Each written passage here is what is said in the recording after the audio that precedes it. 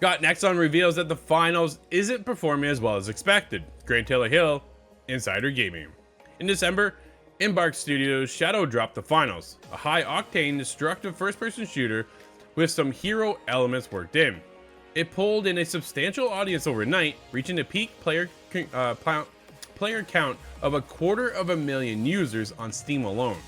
This free-to-play shooter was regarded as a major franchise pillar for Nexon, the game's publisher, and great expectations rose following this successful launch window.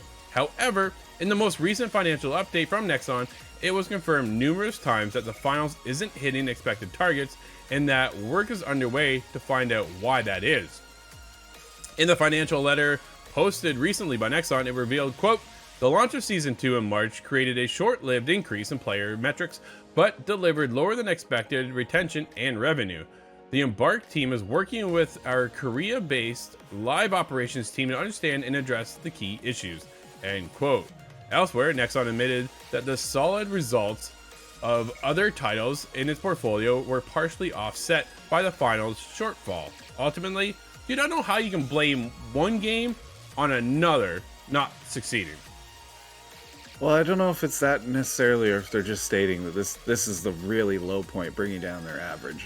Because they were expecting higher trajectory, and that didn't make it, so that it kind of cut everything else. It's just a weird statement to me. Ultimately, It hurts the bottom line. Yeah, it does. I get that part, but it's just a weird way to phrase it all. You know what I mean? Yeah. Ultimately, the finals failure to deliver on expectations meant that the publisher reported lower revenue, as we just stated, than it was originally targeting, despite reports growth in MapleStory and the rampant success from Dave the Diver. Scott, what does this mean? Story. Yeah, did you play that one? MapleStory is one of the I did way back in the day. Grade 7 was almost failed because of MapleStory on my part, actually. But that was, I think that's known as one of the more monetized, heavily monetized games in existence now, because they've gone and extended it over the course of what might be 20 years at this point. But right, to see that, and so what I'm thinking is maybe these lofty expectations are just a little bit too high because of something like MapleStory. That's just not realistic. Sure. Perhaps there were a little bit more of an attempt to monetize this a little too heavily, and now it's pushing some people away. I have some real wonder as to what happened here. Yeah, we actually jumped in ourselves to the finals. We had a good time. We hung out, played, thought it was cool. But we ultimately wondered how long in the legs would this have to go forward, right? It's in a very competitive space. The first person, free to play, kind of, this is like a looter shooter though, in a sense, right? Like an arena shooter looter thing. Yeah. So they had a combination of a couple things, but we just wondered if it was enough. And at the end of the day, it doesn't seem like it was enough to keep people coming back day in and day out. Like, we just had stats not too long ago say we're still playing 6-year-old plus games. So when you bring in a new game to the table, something's got to really hit to take us away from those. And there's already so many new games on a regular basis.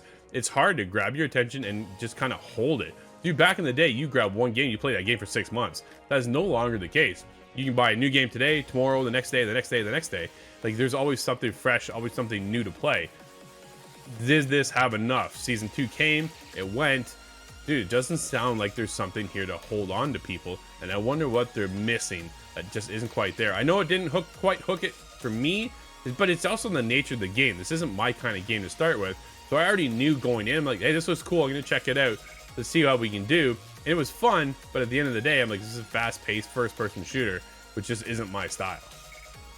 Yeah, it wasn't quite something that's my bread and butter, but I think it just lacked an identity of its own enough. I don't know if the characters just weren't crazy, zany enough or stood out enough, but it somehow lacked its own personality, and that's unfortunate.